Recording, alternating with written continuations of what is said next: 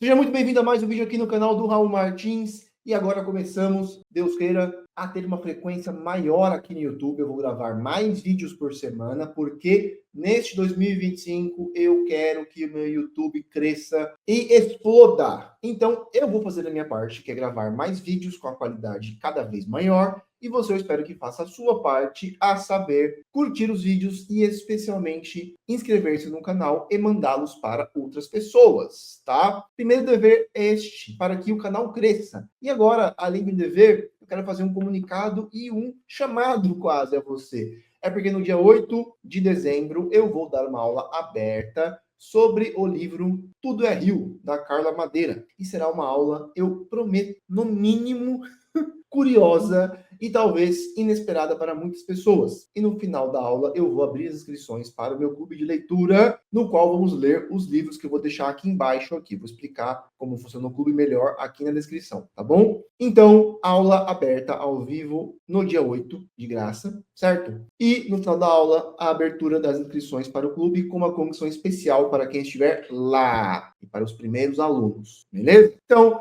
curta, se inscreva no canal e compareça à aula no dia 8, beleza? Dito isso, vamos partir ao assunto do vídeo de hoje, que é o seguinte. Eu gravei um vídeo faz poucos dias sobre best-sellers, tá? A thumb era um pouquinho chamativa, vamos combinar, tá? Porém, no vídeo ali eu fui bastante razoável e o que eu fiz no vídeo foi basicamente expor partezinha do conteúdo de um livro muito bom chamado The Best Seller Code, no qual os autores explicam como acabaram criando um algoritmo, né? Uma máquina, uma inteligência artificial, que depois de ter sido alimentada com milhares de livros e com a inteligência deles, os autores são também editores, ela começou a conseguir prever qual era a chance de um livro virar best-seller, um livro ficcional, tá bom? Um livro de história, e não um livro não ficcional. E aí que no final a máquina conseguiu chegar a quase 80% de acertos, o que queria dizer que ela conseguiu identificar padrões algorítmicos, padrões narrativos, por meio de uma gigantesca série de cálculos, o que nos leva à conclusão de que os best-sellers são todos meio parecidos entre si, que existe uma certa fórmula ali, tá bom? Eu expliquei basicamente qual era aquela fórmula, depois eu quero gravar mais vídeos sobre isso para explicá-la ainda melhor. O ponto é que um rapaz fez o seguinte comentário no vídeo, eu vou deixar ele aqui, tá?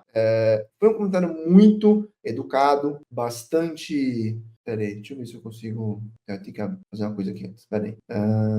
Comentário, agora acho que eu consigo, peraí. Foi, pronto. Tá aqui, comentário do Luan, tá? Não vou escolher o nome dele porque não vou falar mal do rapaz, o rapaz foi extremamente educado comigo e disse o seguinte: Raul, uma dica que eu dou para você é buscar mais um incentivo de outras leituras, no caso, as que você julga de grande valor agregado, e evitar as críticas a algum tipo de leitura específica. Eu acho que o ciclo de leitores já é minúsculo até demais e atitudes excludentes só conseguem afastar aquele leitor que mal iniciou a ler, possivelmente ficando com vergonha por ter lido algo raso ou voltado para o público menor. Assim como você disse antes em um vídeo, o bom leitor aprende a desenvolver empatia por diversas situações. Infelizmente, a realidade no nosso país são pessoas de acesso quase zero a uma mísera leitura anual. Precisamos acolher mais e evitar esses julgamentos quando somos uma voz que dá amplo alcance na internet. Então, resolvi gravar este vídeo para responder já de cara, tá? Essa pequena crítica, junto com um conselho que o Luan me deu, porque com o aumento dos vídeos, eu tenho certeza que outras pessoas farão o mesmo tipo de crítica e me darão o mesmo tipo de conselho. Se forem pessoas que me odeiam, elas farão uma crítica mais pesada. Se forem pessoas que gostam mais de mim, elas farão mais um tom de conselho, tá? O Luan, depois, nós conversamos um pouquinho e ele me disse que é novo aqui no canal. E eu sabia disso. Sabia que ele tinha me conhecido há pouco tempo. Por quê? Eu vou responder ponto por ponto aqui, tá bom? Primeiro ponto, certo? Eu incentivo.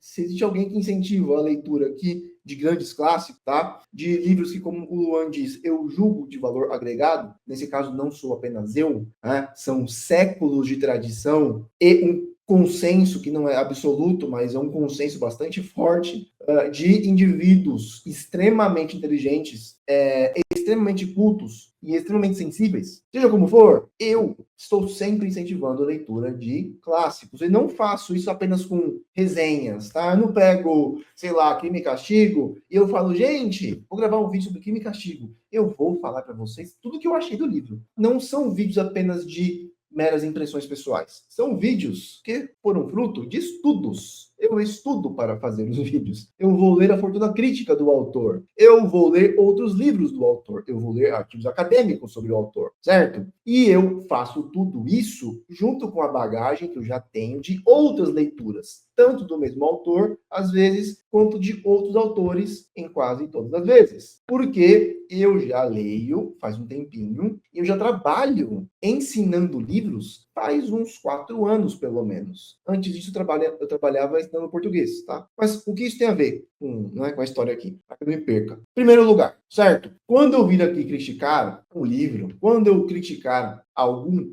tipo de livro, quando eu criticar algum autor, saiba que, para cada crítica que eu fiz de um autor, eu escrevi ou gravei muitas horas de aula, ou horas de vídeo, ou páginas incentivando de forma positiva a leitura de grandes autores. Eu tenho textos no Substack de 40 a 50 minutos de leitura, tá? Eu tenho dezenas de e-mails, sequências de e-mails sobre Crime e Castigo, sobre Memória do Subsolo, sobre Guerra e Paz, Madame Bovary, Orgulho e Preconceito, Dom Casmurro, etc, etc, etc. Eu tenho vídeos no YouTube e eles vão aumentar cada vez mais. E eu tenho, evidentemente, as aulas que eu já dei no meu clube de leitura, que até agora já conta com 33 clássicos lidos. Então nós lemos juntos e eu estudei para depois dar aulas sobre quase 40 clássicos da literatura. Então eu tenho muita coisa, tá? Incentivando as pessoas de forma positiva. Ou seja, olha o que você não sabia que tinha neste livro aqui. Ou olha o que você leu e não tinha percebido. Volte e leia de novo. Olhe a grandeza da obra que você está perdendo por não a ler. Você pode ir no Instagram,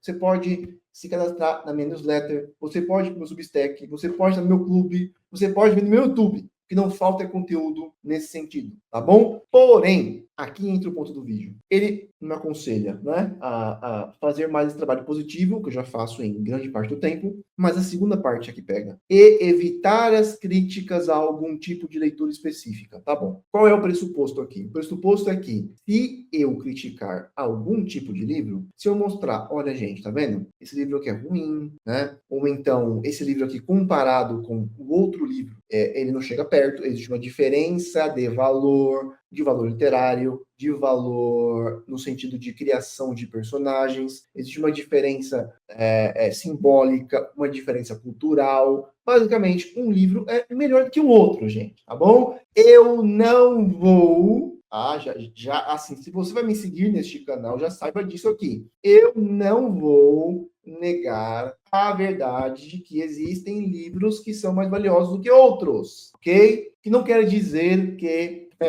eu tenha certeza absoluta de que o meu valor, né, de que o meu julgamento de valor é absoluto, ok? Eu sei que existem muitas discussões sobre isso, eu sei que a teoria literária, especialmente depois dos anos 60, ela ataca essa ideia, mas eu também sei que existem autores ainda hoje que não são nem um pouco bobos, que não concordam com as teorias literárias em voga, ou seja, eles continuam defendendo a ideia de uma espécie de cânone, tá? Eles continuam defendendo a ideia de que alguns livros são melhores do que outros, e além disso existe toda uma longa tradição anterior que começou ali na década de 60, mais ou menos, que sempre manteve que existe uma diferença de valor entre os livros. Existe uma hierarquia na arte, ok? Tá. Mas além disso, vejam bem, vou contar uma história para vocês aqui sobre essa coisa de toda crítica afasta, né? Toda crítica afasta. Como é que surgiu a ideia para eu ter um clube de leitura? Não surgiu de mim, ok? Então, ali em 2019, comecei no Instagram ensinando português. É isso que eu ensinava. Regras de português. Inclusive, até hoje tem um curso muito bom de português.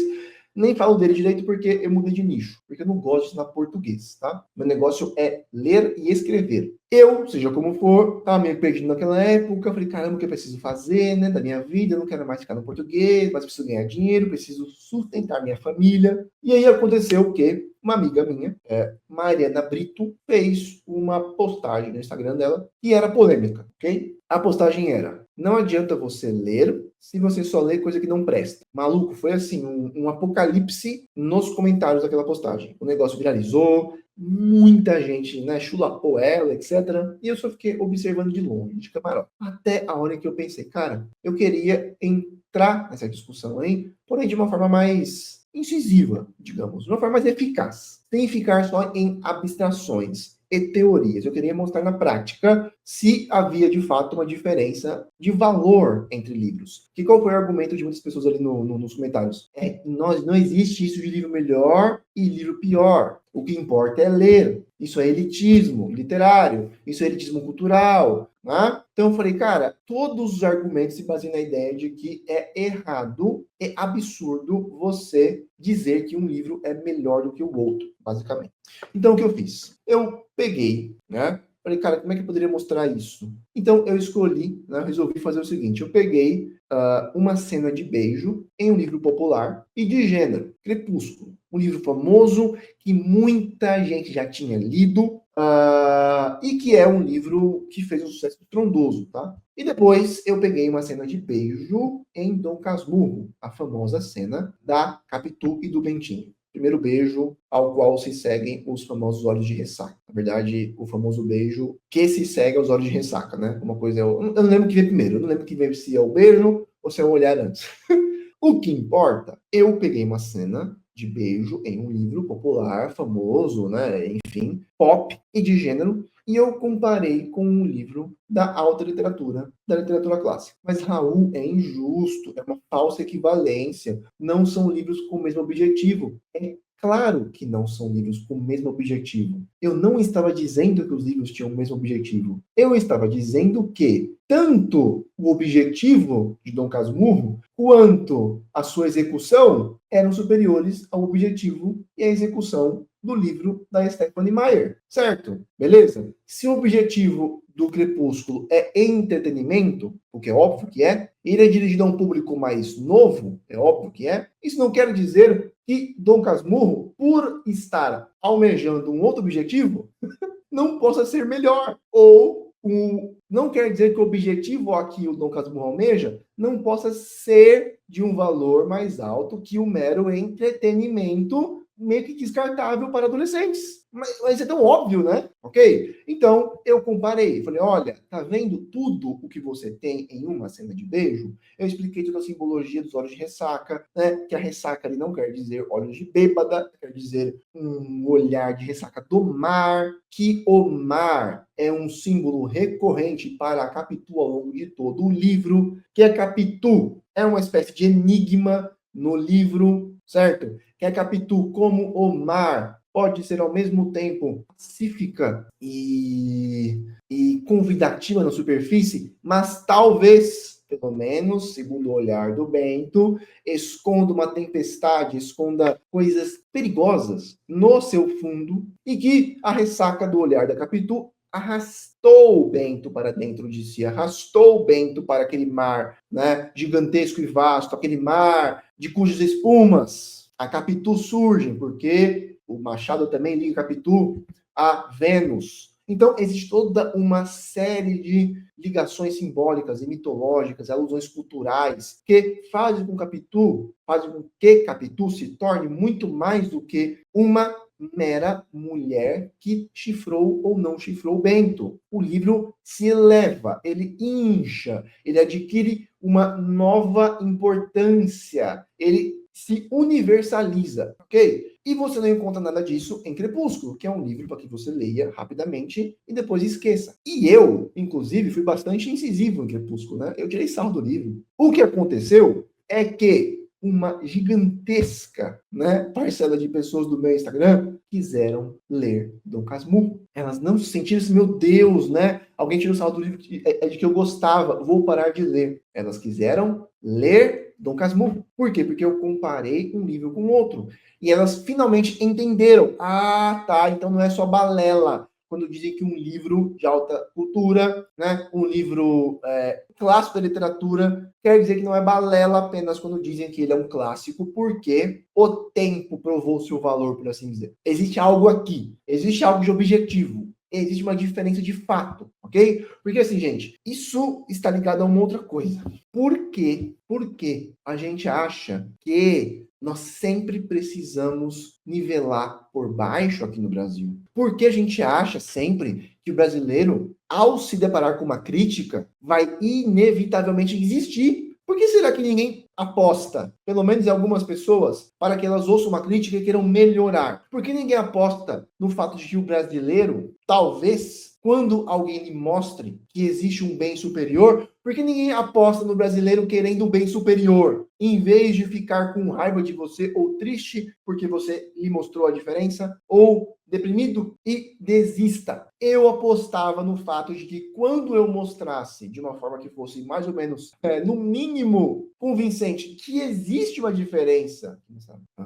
Peraí. Que existe uma diferença entre livros, eu apostava no fato de que algumas pessoas iriam querer ler os livros que eu provei que eram melhores. Isso funcionou. Sabe por que eu sei que isso funcionou? Não só porque as pessoas quiseram ler, as pessoas pagaram para entrar no clube de leitura para que nós pudéssemos ler junto Dom Casmurro e outros livros. E desde então, eu já tive mais de 3.000 alunos no meu clube de leitura. E muitas dessas pessoas que entraram no clube não liam literatura clássica, não liam algumas vezes nada. Eu tenho provas disso, caso você queira depois. E muitas pessoas só liam esses livrinhos mais simples e rasos e best-sellers de entretenimento e muitas vezes de baixo entretenimento, ok? Raul, então quer dizer que você está dizendo que só pode, né? A gente só pode ler clássicos. Não, eu não sou idiota, ok? Eu não sou idiota. Primeiro, eu não sou contra a leitura de entretenimento. Você acha mesmo que se eu visse uma menina de 15 anos de idade lendo Crepúsculo na rua, eu dar uma bicuda no livro, né? Acho que se eu visse uma menina lendo, um rapaz lendo, sei lá, Rafael Montes, eu vou dar uma bicuda no livro do moleque? Óbvio que não, tá? Eu não sou contra a literatura de entretenimento, mas primeiro, existem leituras e leituras de entretenimento. Até mesmo entre livros de entretenimento existe uma hierarquia. Existem autores melhores e autores piores, ok? Em segundo lugar, existe, isso aqui é importante, depois eu quero gravar um vídeo sobre isso também, existe uma espécie de curva não vou dizer de aprendizado, mas o que nós chamamos de entretenimento e prazer pode mudar com o passar do tempo e com a aquisição de mais cultura. O que eu quero dizer com isso? Quero dizer que uma pessoa que realmente não tem lido quase nada, o que ela julga como algo de entretenimento tem que ser mais apelativo, certo? Tem que ser algo que só se foca na trama e que não tem absolutamente nenhum tipo de sutileza, por exemplo, linguística, lexical. Né? Não existe nenhuma sutileza em relação à construção de personagens. Todos eles são estereótipos, porque ela precisa sempre reencontrar os mesmos estereótipos para que ela não tenha nenhuma dificuldade de conseguir ler o livro. Uma pessoa que não lia nada, ela realmente só consegue julgar como entretenimento um livro que seja muito apelativo. Porém, uma pessoa que já tenha mais cultura, uma pessoa para a qual alguém tenha mostrado que existe um nível superior de cultura, o que ela chama de entretenimento, também vai mudando. Ela começa a derivar, ela começa a extrair prazer de outras coisas. Ela começa a extrair prazer, por exemplo, do estilo do autor. Ela começa a extrair prazer de analogias que o autor faz com a linguagem e com personagens. Começa a extrair prazer com a contemplação da imitação da vida real. Ou seja, ela encontra personagens que são muito complexos, que se parecem muito com pessoas da vida real, e isso lhe dá prazer. É um prazer intelectual, é um prazer moral, é um prazer estético. Então, quando nós dizemos que, quando eu digo, por exemplo, que existem livros de maior valor, eu não quero com isso dizer, gente, que assim, eu defendo que você tem que ler, só assim, tem que sofrer para ler, ai meu Deus do céu. Né? Eu não acho que a leitura seja uma coisa feita por obrigação, você entendeu? Mas existe uma linha tênue aí. Às vezes você se força a ler um livro que está acima da sua capacidade atual, por exemplo, para que você aprenda. Então existe uma parte de prazer e uma parte de obrigação. Eu já li muito assim. Eu descobri que depois do começo, que tinha sido uma obrigação, eu comecei a extrair prazer. Às vezes, a obrigação fica tanta que o prazer fica muito pequeno e aí os benefícios não funcionam. E aí tu larga o livro, ok? Mas no geral, você precisa aí equilibrar um pouquinho de prazer com um pouquinho de dever, gente, tá? Nem que seja para que você fale, cara, eu quero ler, sei lá, Guerra e Paz. Acabamos de ler Guerra e Paz no clube agora. Uma galera que falou para mim, de alunos, eu nunca teria lido esse livro se não fosse pelo clube, por você. Pessoas que entraram no clube porque me viram, provavelmente, criticando, inclusive, algum livro de qualidade mais baixa, ok? Então, assim, eu entendo quem me diz isso, eu entendo as pessoas que me aconselham a fazer isso, ok? Eu aprendi hoje também a ser um pouco mais flexível. Eu tenho muitos alunos, geralmente, né? Porque eu tenho muitos alunos no clube, que continuam lendo as suas farofinhas, que continuam lendo os seus miojinhos, como nós os chamamos carinhosamente, que continuam lendo Julia Quinn, Bridgerton, e também Jane Austen, certo? Tem gente lá lendo miojinho, no clube, farofinha, beleza? Porque elas aprenderam já a diferença. As diferenças que eu acabei de explicar aqui por cima, tá bom?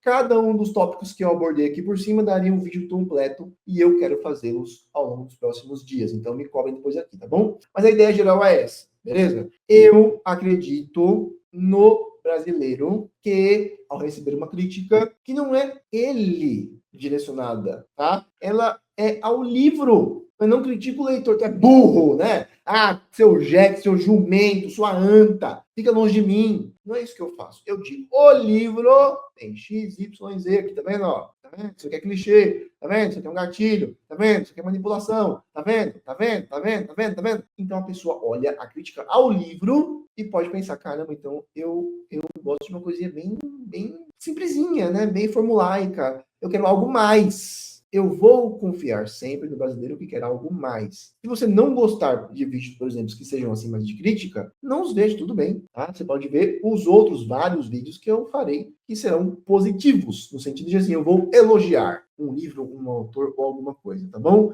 Então, só para que fique claro, beleza? Eu não sou, né? Eu não odeio pessoas que leem livros de entretenimento, eu também os leio, mas eu leio bom entretenimento, que existe diferença também, tá bom? E eu leio, obviamente, também a literatura clássica, porque a minha ideia é que eu consiga ter contato com as obras de arte que foram ali ao longo de séculos encaradas de forma mais ou menos consensual como as maiores que já foram escritas pela humanidade. Eu quero isso para mim. Eu quero ler aquilo que foi escrito de melhor. Depois que eu ler um número considerável, eu posso criar, evidentemente, meus próprios critérios de valor. Eu posso, evidentemente, por meio da minha própria cultura, fazer distinções, ligações, etc, etc. Bom, e é o que eu quero para você também. Eu quero que você leia o que de melhor foi escrito pela humanidade. Não importa se poucas pessoas leem no Brasil, você pode ser diferente, tá bom? E nós podemos ser diferentes um a um. Eu não tenho um plano aqui de salvar o Brasil, de salvar o Brasil leitor. Eu não tenho como fazer isso. Eu tenho como falar com umas poucas pessoas. Essas poucas pessoas terão que, de alguma forma,